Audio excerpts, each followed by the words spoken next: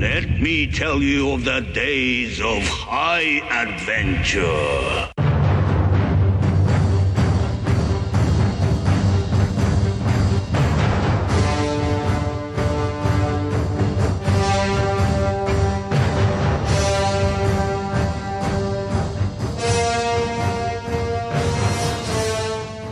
Hi, I'm Kevin. And I'm Eric. And this is 6 Degrees of Schwarzenegger, the podcast where we take a long, hard look back at some of our favorite action movies from the era of Arnold. Schwarzenegger is the icon of the genre, and we're taking a deep dive into some of these 80s and 90s cult action movies and breaking them all the way down.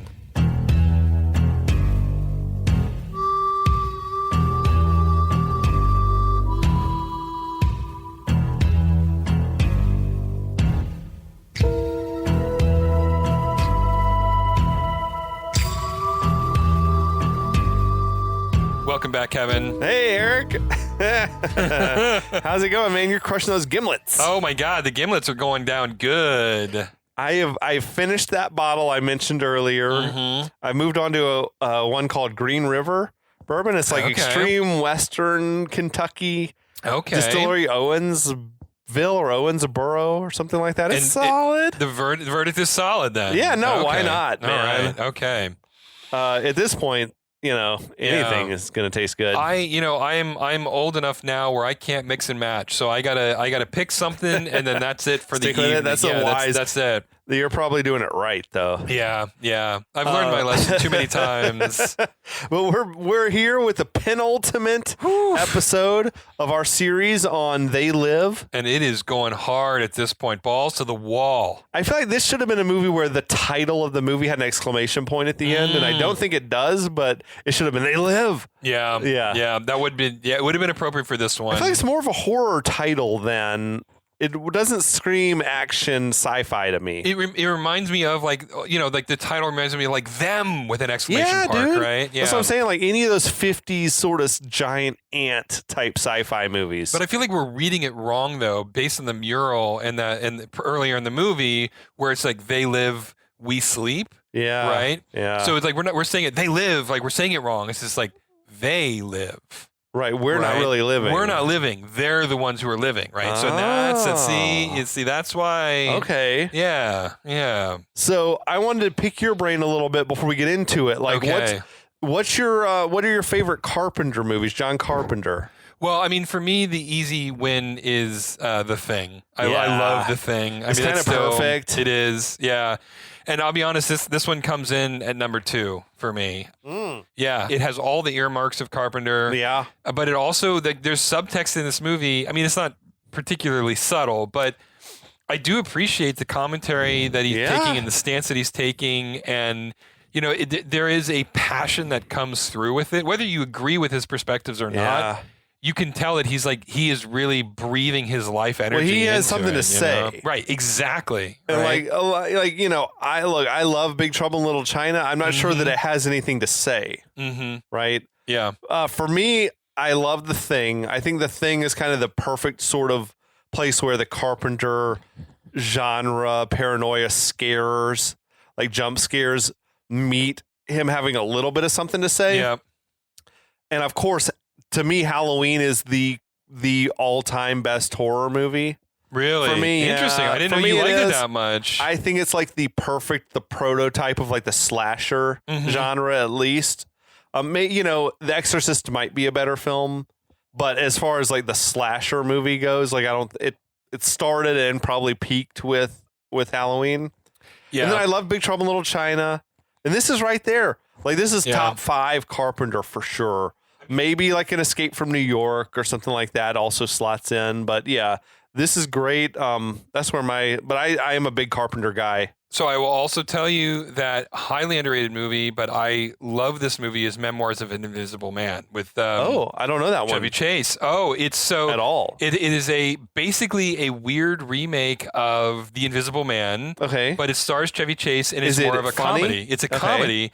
So I don't even remember what kind of character he is, but he is hungover and he's going to some big meeting where they're revealing this new invisibility technology and he passes out and there's some sort of explosion Okay. And he is the only one left in the building that explodes, and he's turned invisible as a result. Shit. And then the whole movie is him trying to figure out what happened to him, who caused it, and if anybody can turn him back to being visible again. Interesting. Love that movie. When did it come out? After this, I guess? This was according to IMDb, is 1992. Okay. So this was this was actually, according to IMDb, this was the next movie he directed after They Live. Really? So he took a little time off.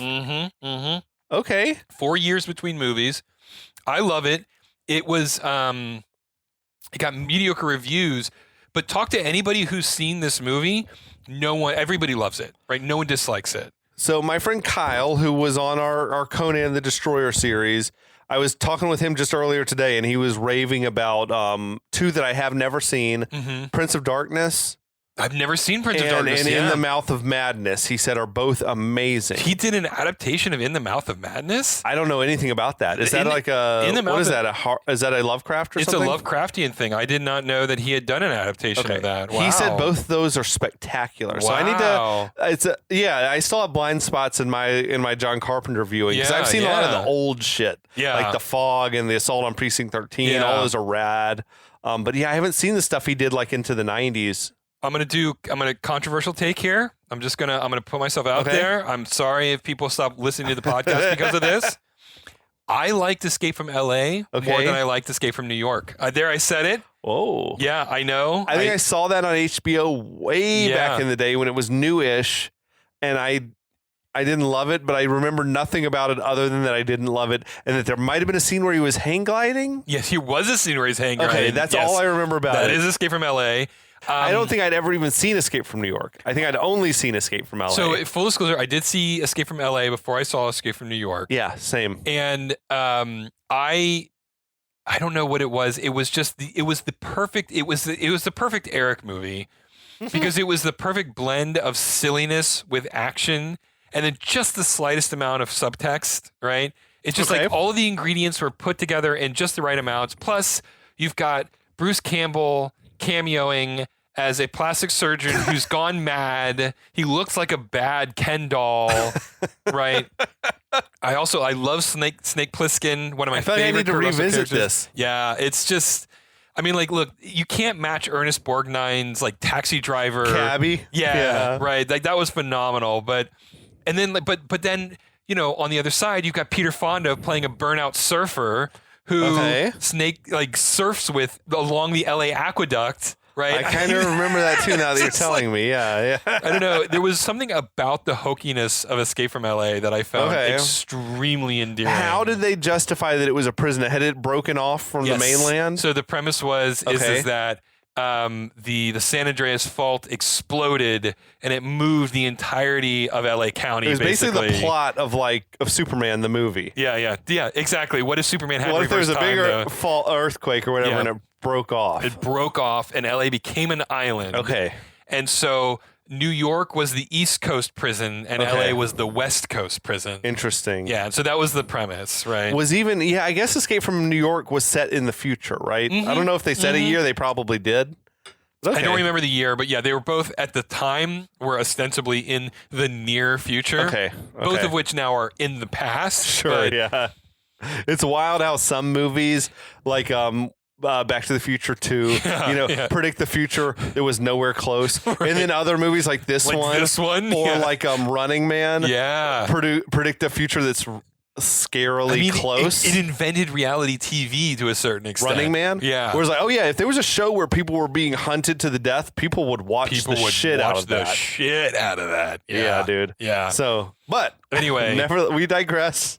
There's plenty, and you're right. There's clearly gaps in my Carpenter knowledge but I have not presented Prince of Darkness, and I had no idea that he'd done an adaptation in The Mouth of Madness. So, and he's a big Lovecraft fan. Yeah, so that makes sense. Makes sense. Yeah, so I'll definitely have to check those out. Okay, you gonna try to catch us up on the plot here? I'll do my best. This is it's no Face Off, but so. Nada walks into LA. He's clearly a drifter, finds himself a job at a construction site. He meets a character, Frank, played by Keith David. They go to a homeless encampment, like sort of a shanty town. While there, he meets some of the people. He sees the leader of the shanty town go into a church rather suspiciously. He investigates a church, finds out that the Shantytown leader is a part of a rebel group, complaining about some sort of like brainwashing signal. Can't figure it out. He finds boxes of some sort of paraphernalia, contraband. Cops raid the church, crush the Shantytown to the ground. Nada shows back up, finds a box, opens it later in an alley, sees that they're sunglasses, puts them on.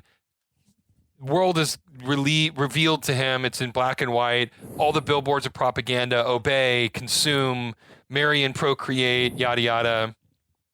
Action, action, action ensues. Kidnaps a woman who is named Holly Thompson. They go back to her place. She beats him over the head with a wine bottle. When he tries to convince her that the shit's going down, he falls out, hobbles away back into downtown LA. She very coldly says that she's fine over the phone to, we presume, are police officers. Yeah. And then, he falls asleep in an alley in the middle of the night. And I think that that's basically where we are. Yeah. You were amazing on that, Eric. One of my better efforts, I will say. I'm going to say it was one of my better efforts. Yeah. So now it's early the next morning. Nada comes wandering back into downtown LA. It was like this beautiful sunrise, wasn't it? It was amazing. Yeah, I wondered, I guess it was real. I don't think they were matte painting. LA can be a beautiful place when it wants to be. That's cool, man. But so he goes back to the construction site where Frank is hard at work there. He stops for a water break. Nada pops out from a hiding place. Frank is like, you better not let anyone see. What are you doing here? Yeah. I will agree. Like, why would Nada come back here? No, I guess such a weird move. He's looking for Frank, I assume. Yeah, I mean, that's his only friend, right? His friend, even like it's the only person They've he known each knows other in a the couple city. days, I right? guess. Exactly. Yeah. And Nada's like, I've had a rough couple days. Right? And he's like the makeup on him too at this point. Like he is just bloated from bruises everywhere. Yeah. So Frank says, you killed a lot of people. And Nada says, I didn't kill any people. Right. Yeah. Right. I got to show you what I'm talking about. And I think this seems to make Frank think that Nada's even more insane than he was. Right. And I wondered if now this is what it's weird because this made me wonder if they cut the scenes together in out of order from how that was scripted, because Nada at this point, he doesn't have he doesn't have anything he could show Frank. Yeah. So the fact that he's like, I got to show you something, makes me think that maybe he had already retrieved the glasses and then they decided to change the order of the scenes around or something like that. It's possible for sure, but either way, Yeah. So Frank's like, look, I got a wife and kids. You need to leave me alone, dude. And Nada, then he wanders the streets a little bit. We see his face is all over the TV. A very young Roddy Piper, yeah, by it was the a way. different no mullet. Yeah, no mullet, very short hair, and clearly younger. I always love it when production designers and prop masters find old photos of actors and have an excuse to put them in movies, right? That might have been like a college graduation photo. Oh, for sure. I mean, like his early wrestling days or something like that. Very early wrestling days. It was clearly a real photo, not something that they had captured for the movie. Yeah. So now Nada, he returns to the alley where he had previously stashed the box of sunglasses. And the trash can is empty, right? Which shouldn't be the biggest shock in the world. Like, trash cans get emptied. Remember, that's their nature. In the beginning, when he's hiding that in the trash can, he's like, well, I hope you're coming back in a couple of hours. That's not the best place. You don't know what the schedule is for pickup here. But then he sees there's a garbage truck that seems to have just made a pickup. So it's an extremely lucky break for him. He runs to the truck. He pulls a lever and makes the back of the truck open up. He climbs in there, finds the box, and just then the garbage truck just dumps its load for some reason. I didn't understand that at all. Presumably they wouldn't know the back little hatch is open, but they're still tilting it for some reason. Right. So that actually threw me out. That was one of the moments in the movie where I'm like, yeah, I have no idea why they'd be tilting the load like that. Now you could hear there was some sort of a disagreement going on between the garbage men, and then one of them is like, oh yeah, well watch this. And then it tilted backwards, and I'm like, I don't know what was going on there. No. But there could have just been a thing where it was smushing the trash or something, add some drama to that. Yeah. Some sort of, or the hatch closed, with him inside of it, and now he's trapped. There could have been a little something there. Yeah. but there wasn't. So it's fine. You know, it happens. Let's we keep the move story on. moving. Yeah. So now he walks back out of the alley, but Frank is there with a handful of money that he says he's owed to Nada for the little bit of work that he did. He's like, it's 1 week's pay. It's the best I could do, which is like, I feel like that's a lot more than what he's actually owed. I feel like he's done like 1.5 days. At most, there's been 2 days at most, Yeah. right? Ain't no way Frank told the foreman, hey, can I get that money that you owe to the mass murderer, Nada? And the foreman like went along with it. Yeah. Like, you know, actually, can you give me a week's pay for him? Can you prorate it? Yeah, exactly. That's crazy. But there's a stand-up move from Frank, considering that he could have also just pocketed that money and gone about his business. And then, did you notice he tossed the money right into the box? That was awesome. That was incredible. That was such a good throw. Yeah. I don't know if I imagine they just got it by accident. Yeah, I mean, sometimes those happy accidents are the best fucking moments. Yeah, that was amazing. Yeah. So now Nada puts on the sunglasses, I guess, to confirm that Frank is a real human, which he is, of course. There's never been like a realer person, I find, than Frank. No, hell no. Frank ain't gonna be no fucking alien. So no way. Frank turns to leave, and Nada calls for him, don't leave. I'm wondering, how did Frank even find him? Like, was this... that shouldn't have Nada had earlier have been like, meet me in the alley later or some shit like that. So the only thing I can think of is that there is a moment during the upcoming fight, which I'm super jelly that you're the one who gets to do this episode, where he breaks the back of a windshield and Frank is like really bummed. That seemed like it was Frank's car. Is that where his car was parked? Right? If so, then that would explain Makes it. But sense. then, like, what a coincidence. He could have even been like sleeping in the car. Yeah, we don't really know. Right. So, like, I don't know. Again, once you start breaking down these things, it falls apart a little bit. And I'm not sure that it was meant to be Frank's car. But it had to be, right? Anyway, we're gonna get there. We don't want to jump ahead to ourselves we're just jumping too much. ahead. Yeah. Somehow Frank found him in the alley here. So Frank tells Nada that Nada needs to leave and go hide and hope nobody ever finds you, which is wise advice. Yeah. Nada then walks towards Frank and is insisting that he put the sunglasses on. I don't really know why Frank is so resistant about it, but at this point, like, this is the other focal point of the movie, right? Yeah, this fight. This is the point we've been building to. This is one of the classic fist fights in cinema. Yeah. So when Nada gets too close to Frank punches him in the face. And Nada's like telling him, look, I'm just trying to save you and save your family. And Frank goes in to get in Nada's face, and then Nada punches Frank. And then, strangely, Frank's like, you couldn't save your own family. Yeah, which was like, maybe there's something else we didn't hear about kids or a wife or whatever. Yeah. I feel like there's something that we don't know about, that a scene that was written maybe but not shot, you know? Yeah. So Nada tells him, put on the sunglasses or we're really going to fight. And at this point, I feel like now it's just a matter of principle. Yeah. Like, that's almost exactly it. I'm not going to do what you say. Like, no matter what, I'm not doing what you say just because it's what you're telling. I don't listen. I don't let people tell me what to do, you know? It falls into John Carpenter's anti-authoritarianism, right? Like, sure. He hates authority of any. The second you tell him to do something, it's like, it might be a thing I want to do, but if someone's telling me to do it, no, I'm not doing it. Exactly. It's a straight up pure Carpenter moment. So, but Frank says no. They start to sort of circle each other. They exchange a couple little combination punches. They knock each other down. Nada keeps saying, like, I don't want to fight. Just put on the glasses. Yep. And Frank, he punches Nada some more. Nada tries to, like, low blow, punch him in the dick. Dude, and he's like, shots are killing me. You dirty motherfucker, or something like that. And then headbutts him a few times. Yep. Then Nada thrusts the sunglasses at Frank, and Frank sort of tosses him down and is like about to stomp on him. And Nada's like, no. And then Frank knocks Nada down again. He tosses the sunglasses to the side. Now Nada's like pissed off. So he runs and he tackles Frank. This fight is so epic. It is so epic. Like, it's happening over several minutes. My favorite part of this whole thing is John Carpenter was explaining that when he was writing the script, he literally would put on a single page, "The fight continues," and then went to a new page, "The fight continues." I saw where he was like, I want it to be like those old school, like John Wayne fights. Yeah, where they just punch their way around the whole town. Yeah, exactly. That's exactly what I read too. Yeah. So they exchange punches some more. Then Nada suplexes Frank, a little wrestling move. Yep. That shit looked painful as fuck. I couldn't tell if they were doing it on the real pavement or if they had like a mat. Yeah, they did. So I actually did a little bit of research on this. So the fight took 2 months to choreograph, and they did half of it in John Carpenter's backyard.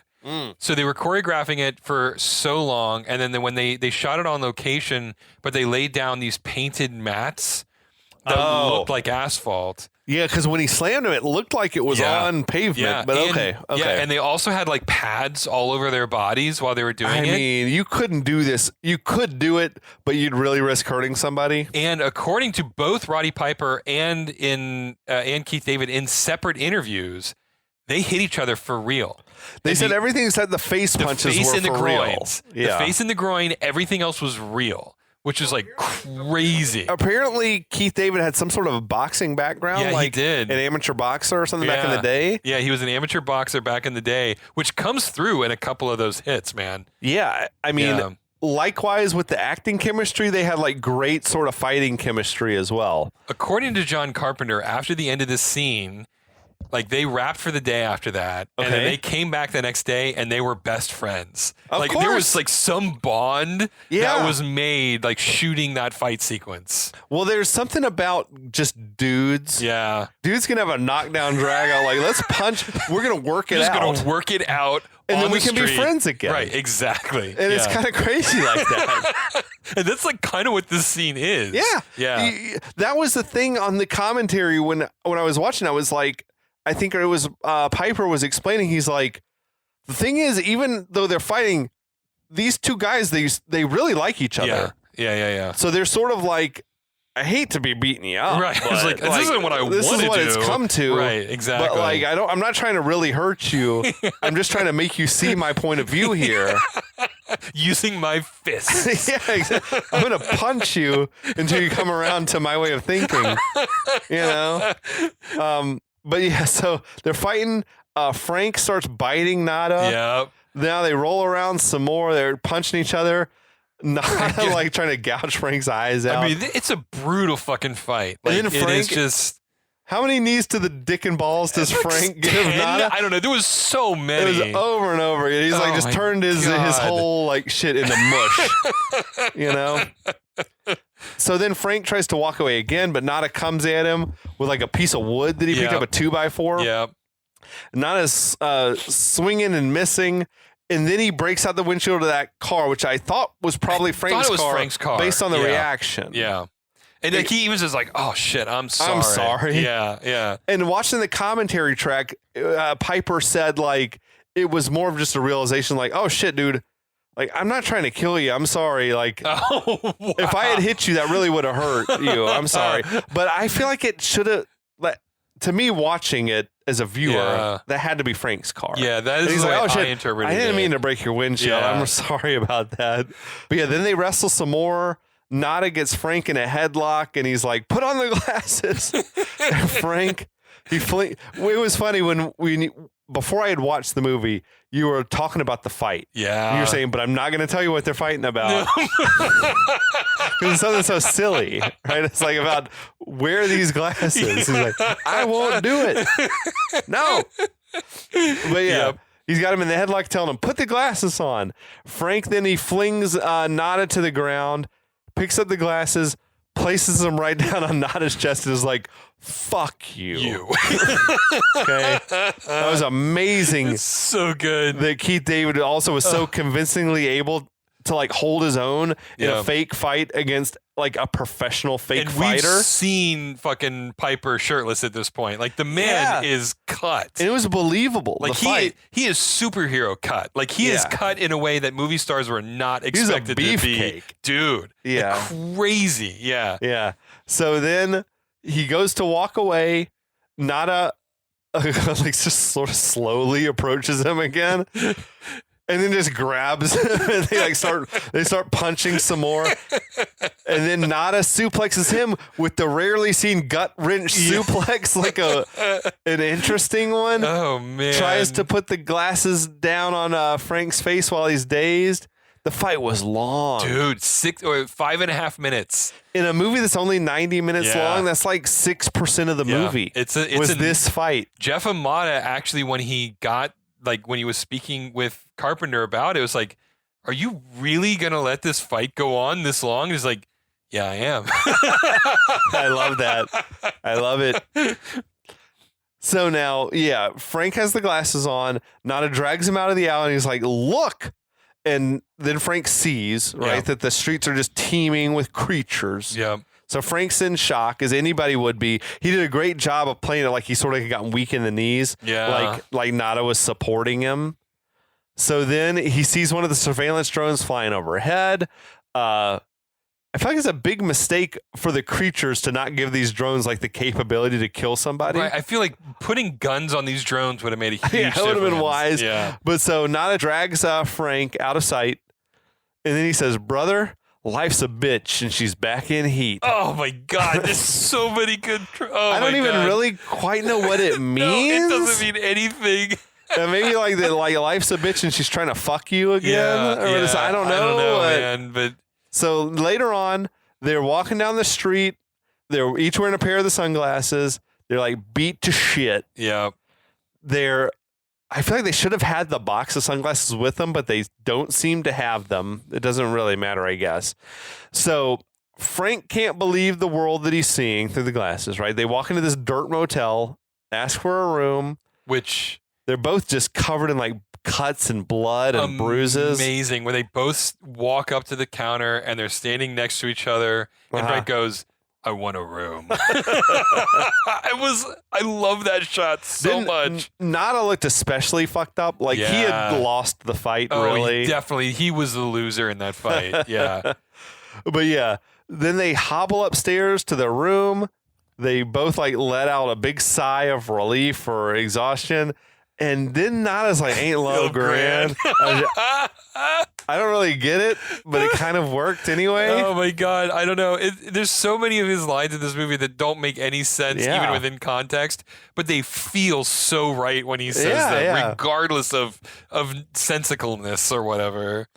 So then later on, Frankie's looking out the window with the glasses at like taking in the real world, right? Yeah. And it's got to be like realizing you've been living your whole life in the Matrix. Yeah. Right? Like, 100%. holy shit. Like, how overwhelming has yesterday, that got to be? all of this was so real to me. Yeah. And now I see what I'm seeing, right? There's just brainwashing billboards everywhere. The surveillance drones are cruising around. Yeah. Nada's getting cleaned up in the sink. And I want to point out, like, again, dude was fucking jacked. Jesus Christ. I know. If you saw him in real life, he would be like, whatever, at the pool of the beach. That would be the biggest dude you've ever seen in your life. Particularly in 88. Like that, that body type was not common or, right, until like the superhero movies of the early 2000s. Then you put him next to the other pro wrestlers and he seemed like average, right? I know. Or small. I know. But it's like, you just see him by himself and you're like, if you saw that dude, you'd be like, holy fucking shit, look at this man. Yeah. How do you get that big? Yeah. But anyway, Nada warns Frank not to wear the glasses too long. He's like, it starts to feel like there's a knife turning in your skull, which is like an awesome description verbally, right? So Frank has a million questions. He's like, how long have they been here? Who are they? Where did they come from? All good questions. Nada has no answers for him, which is fair. Also, Nada's he's like 10 minutes ahead of him. He's new to this shit also, right? Yeah. So Nada, he gives him the smart ass and says, well, they ain't from Cleveland, which seems to really piss Frank off. I love it. No matter how bleak things get, Nada always has a quip, like just queued up, just ready to go. So then, Frank's like, well, what's the plan? And Nada's like, we're going to wait. And Frank doesn't like that plan, right? He's like... And Nada's like, well, if you have a better plan, you let me know. But I get the impression Frank is clearly smarter than Nada. Yeah. Like just in general, right? And Frank's like, well, look, there's other people around who know what's going on here. Like, let's look for the people who made these glasses. That's a plan. Yeah, I mean, Right? yeah, Not like, let's right. just sit in the hotel room. What's going to happen there? So he points out, well, they could all be dead already. Yeah. Which I guess is true, but it's still the best option. So later on, dudes are just crushing beers and eating snacks. I mean, as you do after a fucking cathartic fight. I mean, that's how I tackle my problems. Yeah, right. You Like, just crush a let me few just beers. eat my way through this. Yeah, exactly. You know? Yeah. So, but it looked like just had a big ass block of cheese next to him with like a little knife stuck in it. He's working his way through this block of cheese. And yeah, Frank had like a bag of Lay's or something, and they're crushing beers. So Nada tells Frank about how his daddy used to physically abuse him. It was like disturbing. Yeah, it was. It was really dark. It was strange, upsetting. He's like, my daddy held a razor blade to my throat. Right. Yeah, and all this. exactly. So he says he ran away from home when he was 13. Yeah, it took a real dark. I was watching it. Yeah. Because I had forgotten that the first time I watched the movie, and then I was watching it again, researching for the show, and I'm like, whoa, things got like grounded and real all of a sudden for a second. I found myself wondering, like, is this autobiographical or Roddy Piper? That was like sort of the vibe that I got. Like someone. This is strange. It doesn't really like. It has no direct connection to the story. Yeah, tonally, it felt completely out of place. But anyway, I mean, it was impactful, right? Yeah. Regardless of anything else, I mean, it was a moment I remembered. Right. So then Frank starts saying, well, maybe the creatures have like always been here, just sort of taking pleasure in watching people be cruel to each other. Which is not unreasonable. It does raise the question of like the when did this start right thing? Because they don't ever like they don't resolve that. They only found the signal 8 months ago. They don't ever establish how long. I feel like they've been here for a while. Yeah, I think. There's no question. At some point, I guess there was a dramatic shift in America where, like, I think you can believe in capitalism without being greedy. Like you can be a capitalist and also still believe in sharing the wealth. And doing a bit of research, like I know John Carpenter, as we've said, said that this film is a response to Reagan era America. Yeah, very explicitly. And I know, like, so in 1979, the average CEO of a company made 33 times what their average employee made. And now CEOs make 400 times what their average employee makes. I do think, like, to me, that's a symptom of a problem. Right. There's a larger issue than just that disparity. Like, it was just recently in the news, the CEO of my company made like $52 million last year. And while the company's doing layoffs. Yeah. And it's like, well, this is fucked. Like, this is the shit that, like Frank had said earlier, like, it makes you want to fucking put a sledgehammer through this motherfucker's windshield. Right, exactly. I mean, like, that's why we're on Frank's side, like, from the very beginning. There's a real problem here with greed. Yeah. Making more money than you could spend in a lifetime. Yeah. What are you going to do with all that while your employees are getting laid off or not making enough money to put their kids in college? Like, it's fucked. Yeah. Anyway, I don't mean to take like the whole like political turn on shit, but I just think there's a gap in the society that this movie predicted. Very, very accurately, by the way. And like, it's not even a political party thing. It's like a class warfare thing. Yeah. And I think that's what bothered Carpenter, was like seeing the middle class, like working class America. No, I mean, being disintegrated. If you listen to Carpenter, he is not a partisan by any stretch of the imagination, right? Like, at the time, it was the Republican Party that was big in on this, but it had nothing to do with really that party, and it had to do just with greed. The greed, right? It was pure and simple, the greed of it all, right? Yeah, it's just like the Oliver Stone Wall Street era. Yeah, that was the thing. Was like that it was good to be greedy and good to make money, good, right? While making other people poor. It's literally the only thing I remember about the Wall Street movie is greed. And people, if you watch that movie, because Oliver Stone's a left-wing motherfucker. Oh yeah. Like, if you watch that movie, I think like a lot of hardcore capitalists are like, oh yeah, Gordon Gekko's like a hero, right? You know, he was not. That was not the point of that movie. You drew the wrong. That was message not the point of that movie. The point, that was the villain, right? But anyway, we digress big time. Is that right? The guys are talking about this problem. I mean, in a movie, in all fairness, no, this movie's fucking deep. It is. It's really deep. And this is really why it's number 2 for me, right? Yeah. Behind the Thing. It's because it's a great, I mean, we literally just got past a 5.5 minute long fight sequence. And now they're having a deep conversation. Right, exactly. I mean, it is one of the best things Carpenter's ever done, in my opinion. Yeah, like just hands down. Absolutely. So, yeah. So they're having this debate, right? Nada's like, well, there's going to be hell to pay for these motherfuckers. He said, because I ain't daddy's little boy anymore. That's right. And it's just like, oof. I like that. It was a great line. I guess the point is like, I'm not taking this shit. I'm not going to run away again. I'm not a child. I am a fucking. You come at me, I'm going to fuck your shit up. Fuck your shit up. Yeah. I love that, dude. It was a great line. Like, fuck you and the click you claim. You may kill me, but I'm going to go down fighting this time. No, I know exactly. Like we're fucking deep in on this now. Yeah. So now it's the next morning. Frank has gone out shopping. He's got a bag of groceries.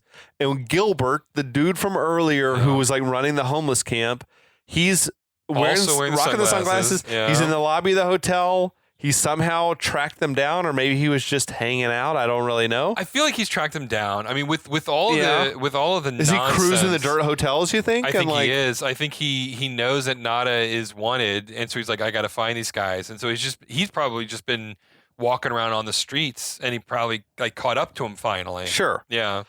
So he follows Frank up to the room. Frank double checks that he's a human. With the glasses, he lets him in. Very consistent with that, which I appreciate. Very consistent. So this is where, like, I feel like in a longer movie, a movie with maybe more budget to spend, you would have had like 15 or 20 minutes of Frank and Nada trying to like find them. Yeah. But this is like, we got to keep it moving. Let's just have them find him, and skip ahead, skip all that. Right. Like you should have had another little action sequence, right? Yeah, you could have had another one in there for the higher budget. Yeah. But so Gilbert informs Nada and Frank that there's a meeting that night of the Resistance. Gilbert gives them the address, tells them, make sure you're not followed. And he says, the world needs a wake-up call, and we're going to phone it in. So this is a great line in the context of 1988, but phoning it in has a completely different That's true. meaning now. Yeah. And so it was one of those moments where I had to like, okay, no, this movie came out in 88. I have to like remember that phoning it in means something different. It just means literally now. like we're gonna call, get the wake-up call. Exactly. Yeah. But when you listen to that's true. It's like, true. The world needs a wake-up call. We're gotta half-ass it. Which I thought it was. I mean, it's a good line in the moment, but like watching it 30 years later. So then Nada like spins the chamber on what seems to be a brand new shiny pistol. Yeah, I don't know where it came from. Maybe Gilbert gave it to him. I don't really know. Yeah, I don't know. Maybe Frank scored it like at a pawn shop or something. Maybe, yeah. Who knows? It's fine. So later on that night, Nada and Frank, they're approaching the meeting place. There's a dude with a fucking like ZZ Top beard and a shotgun guarding dude, that motherfucker. Hell's Angels straight up. Yeah. And then he tells them, there's something new going down and lets them in. There's a weird, mysterious line. He said he sort of pointed at the eyes, and I think it was about the contact lenses we're about to get to, but it was still just a strange thing. Yeah. So now inside the warehouse, it's crowded with people. They're chattering about plans on like bringing down the creatures. People are distributing weapons. They're sharing a list of safe house addresses. Mm-hmm. Now, the woman who was earlier at the homeless camp, I think it's maybe like Gilbert's lady. I think, yeah, or at least an accomplice. Sure. I mean, yeah. So she's there. She's like, hey, dudes, I thought you guys were killed. Good to see you again. Whatever. She has them trade in their sunglasses for contact lenses. Just got them in. Yeah, just got them in. They work better. There's no headaches. Yeah, what was it? Like there's no less interference, right. Yeah, I imagine it's like there's nothing seeping in around the edges. Right.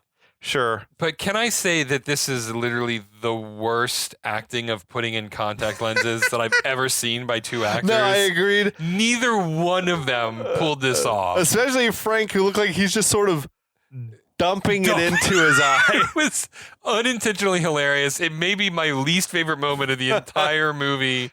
I'd be fucked in this situation because I don't wear glasses. I don't wear contacts yet. Okay. I can't imagine trying to learn how to do contacts. As someone who is blinder than a bat, who has worn contacts and glasses, it's very easy once you get to used to it. I feel like when my time comes, I am going straight to frames. I'm not trying to learn how to do contacts. I don't give a fuck anymore. But yeah, if it came, I'd be like, I need the glasses. Like, I don't know still. what. I know. I can't I'm not gonna wing it trying to put in lenses. Yeah, and that's a really good observation because as someone who has worn contacts for many, many, many decades, Okay. They were doing it all wrong. All wrong. You don't lean over. Even watching it, I'm like, I feel like I've seen I've had exes that wore contacts. And I'm like, this is not how putting them in goes. You don't dump them into the eye, and you're not like hunched over. Like, I know. It was so unintentionally hilarious, and I don't understand why they left it in the movie. Honestly, yeah, it's weird. You could have cut after they opened up the lid, or you could have just had a person being like, you're not actually putting it in, like, but here's how you do it, and we'll cut before you put it in. It's on your fingertip. You're not like dumping it out. Let me just hope this lands on my eyeball. You're gonna lose that contact lens quick. Oh my god, amazing. But so in the place, they have the video playing. That same like academic dude from TV earlier saying that basically all TVs are putting off a signal. Even when they're turned off, it's affecting like people's brain waves, basically. That's got to be a tape, right? Because this dude's like gone now, right? Last time we saw him, he was getting captured or killed. He's almost certainly dead. Okay. I mean, I don't know what to. Yeah.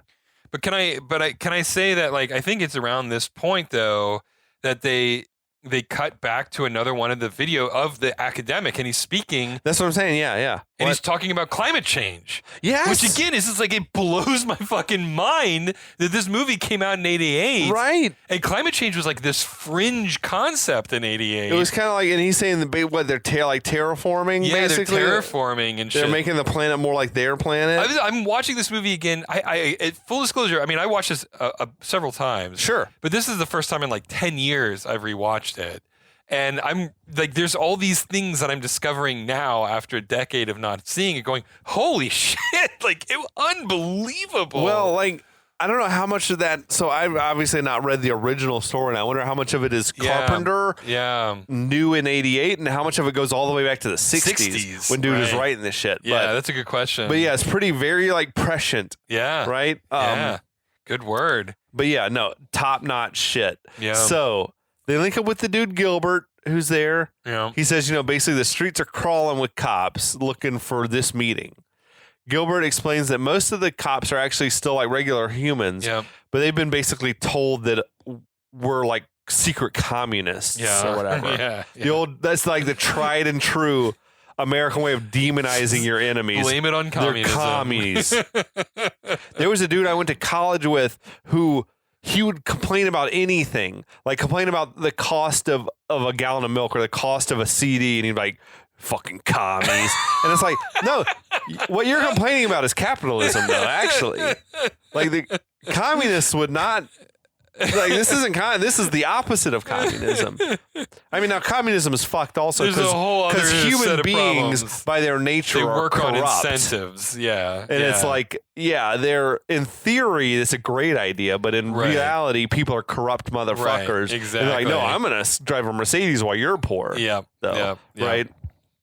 But so, Gilbert is telling them that the creatures are recruiting real human beings to join them by basically offering them like wealth and power. And then one of the dudes is like, and people are joining up with them? And he's like, oh, most of us sell out right away. Then all of a sudden we get promoted. Or our bank accounts get bigger. We start buying new houses, cars. Perfect, isn't it? We'll do anything to be rich.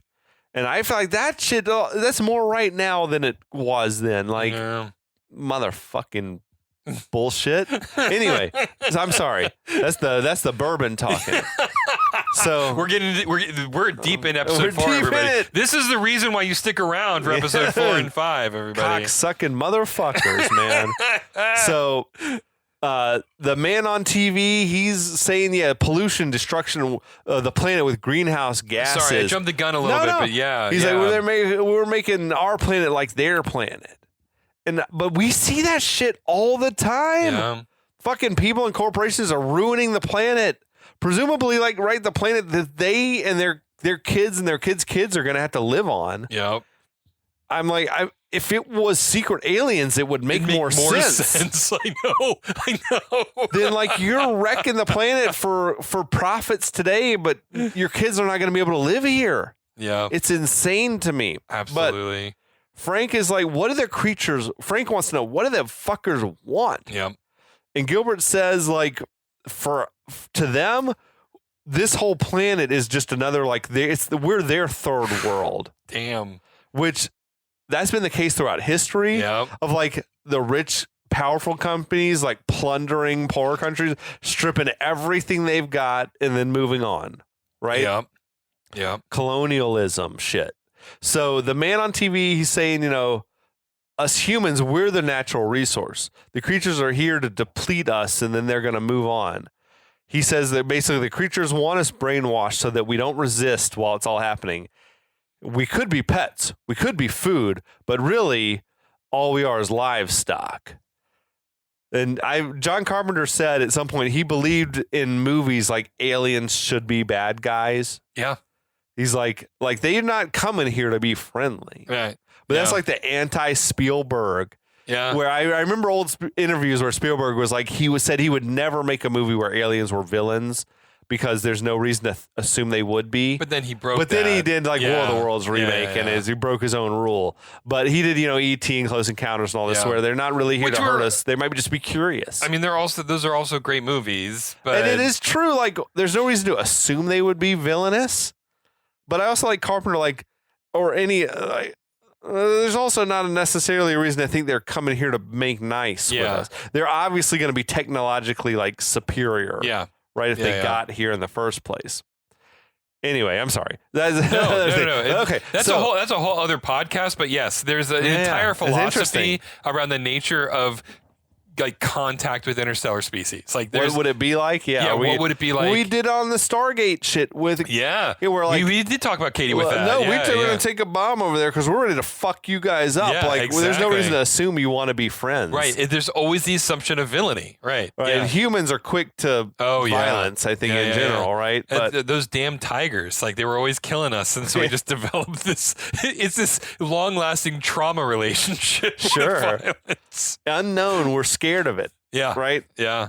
But so Gilbert, he takes them now to a table full of weapons. He says basically we're assembling like an assault team, in which Nada and Frank want to be part of that.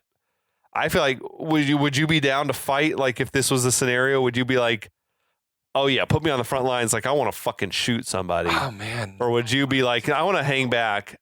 No, I'm such a coward. There's no way that I'm like grabbing a gun, just like wanting to be on the front lines. Like, I don't know where I'd fall. I feel like I'm pretty fired up. Like, but when it comes down to like getting in the shit, I don't know. I don't want to die. But this is one of those things that, like, and again, this is another sort of existential philosophical question. Like, you don't know which direction you go until you're in that position. Like, you can say, no, I'm a coward, I'm not going to do this, or yeah, rah, rah, I'm a hero, I'm going to do this. But you actually don't know until you're put into that situation. That's true, that's fair.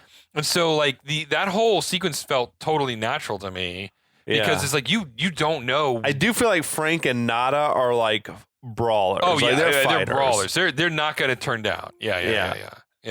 So now the other guy at the table who's like doling out the weapons or whatever, he's like starts talking to them about the watches. And he's like, you know, these watches that they all wear, they're actually the radios and transporters. And he gives Frank one of the watches. He says, we're still trying to figure out how it actually works. But it's like, and then Frank pulled the little handheld Uzi, the little Uzi pistol. That's one of my all-time favorite movie guns. Yep. So Gilbert now, he's addressing everyone that's there, telling them, you know, we're not getting our message out to enough people. Earlier on, he had been convinced, Gilbert, that distributing the Hoffman lenses, the glasses, was not the way to do it, right? Because it was whatever, but to me, I feel like seeing is believing. Yeah. I don't know that I'm going to believe this story without seeing it. Like some pirate signal cutting through my TV is not going to do it for me, probably. Yeah, exactly. I don't know. But yeah, just having like a kooky dude on TV saying, I'm just like, motherfucker, get off my screen. Yeah. You're interrupting whatever show I'm watching. Yeah, exactly. Here. I'll buy that for $1. You know, yeah. But so then Gilbert's warning that the creatures are also getting better at rooting them out. And I don't, probably because you're wearing these conspicuous ass fucking big ass sunglasses, the blue blockers with the contact lenses. Sure, they were on the verge of something. Yeah. Right. So Gilbert says everyone needs to keep acting like you're brainwashed. Like go to work, punch your time clocks, do what's expected. And then the dude who we recognized from earlier, the young guy with the wife or the woman from the homeless camp, he's there. He's like saying basically it's time to stop talking and start fucking busting some heads around here. He's on board. The rabble, they seem into that idea. I feel like, I'm sort of like with that. Like, fuck you and the horse you rode in on, motherfuckers. Like, it's time to get this shit done. I'm done with like trying to wait for our opening. Yeah. Like, yeah. Meanwhile, you're killing us all. I get the instinct, like we're trying to like look for the perfect moment, right? It's like, but there is no. That's perfect what they say. moment. Like life is what happens when you're making your plans. Yeah, exactly. Right? Yeah. So Gilbert says, and we need to bide our time. We got to figure out where the creature's signal is coming from so we can shut that shit down. Then he says that's really the only way to snap everybody out of the trance. So Gilbert says there's one guy in our group here who works for the local TV station. He thinks he knows where the signal might be coming from. And then this voice rings out from the back saying that aforementioned TV station is clean. The signal must be coming from someone else.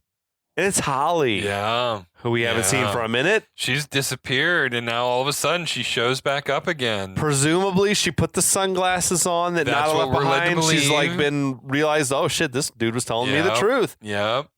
People are murmuring like, who is this woman? How does she know this? Yeah. Yeah. Murmur. Did you see the Man with Two Brains ever? The Yeah, Steve oh, Martin yeah. flick? That's great. What are they saying? They're saying murmur. Murmur. Murmur. I love that shit. That was But a great anyway, movie. yeah, so Gilbert's like, right, okay, the important thing is we got to figure out where's the origin of this signal.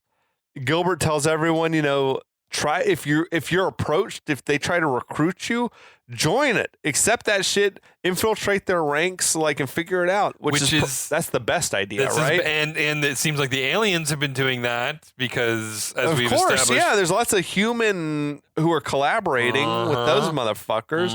But yeah, let's get some spies in their ranks. Yeah, absolutely. So Nada walks over to talk to Holly. She asks if he's okay.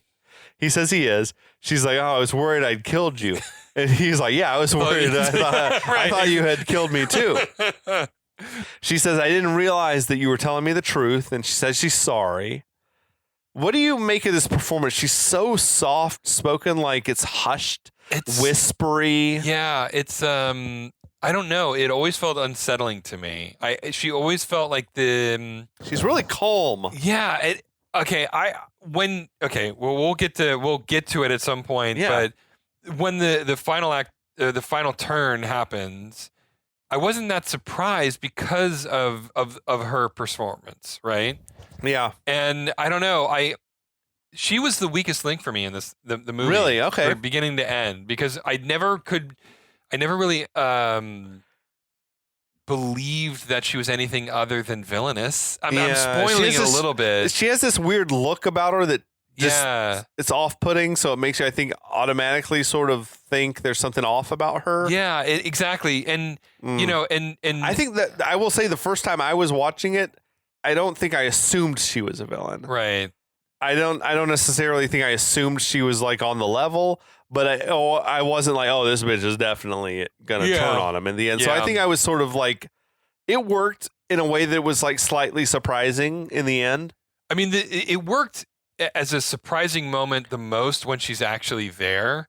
Yeah. And I'm like, oh, she's definitely a bad guy. And then when she shows him, like, oh, wow, I completely read her wrong. Oh, shit, I shouldn't.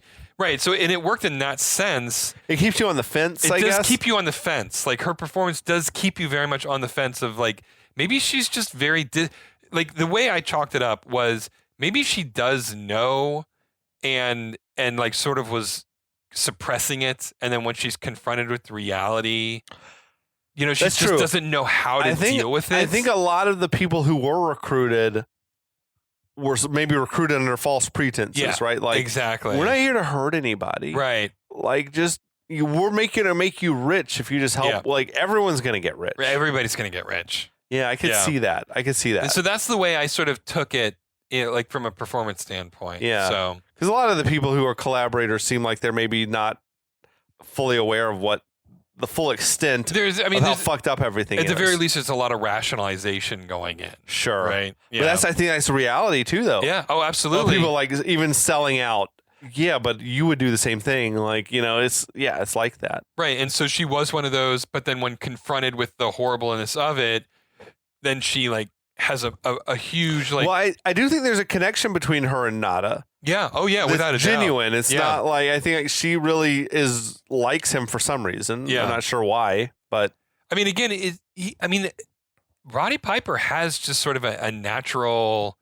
You kind of just want to like this guy. yeah, Like he yeah. does have this like natural He's aura. a like blue collar, like working class hero. Yeah, thing I about mean, him. Really, Yeah. really does have that vibe. Yeah. And so I totally get that from that perspective. But anyway, this is Oh, a yeah, huge no, no, divergence. but- I'm sorry. But no, Holly, she seems like she's like sort of maybe gonna ask him of like, why don't we just like run away together? let's just like get the fuck leave outta this here. fucking battle behind. And you like kind of believe it. Like she's yeah, looking for a reason. I think she was maybe sincere in this moment. Yeah. But right then, there's a huge explosion. There's an army of cops are like breaching the warehouse.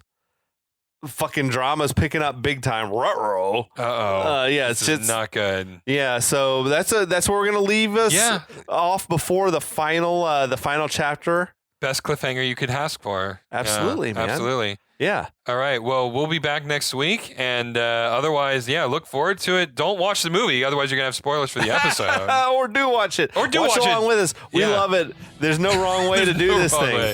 way. Yeah, we'll be back. We'll be back.